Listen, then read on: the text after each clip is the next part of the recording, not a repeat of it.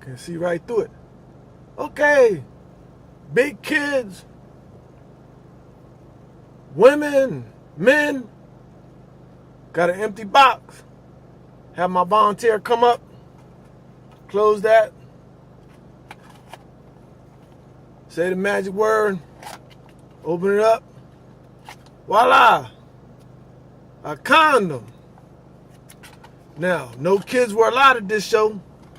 This has been the latest episode of Dr. T's nasty, funky, adult-oriented magic show. Because always remember, tricks are not just for kids.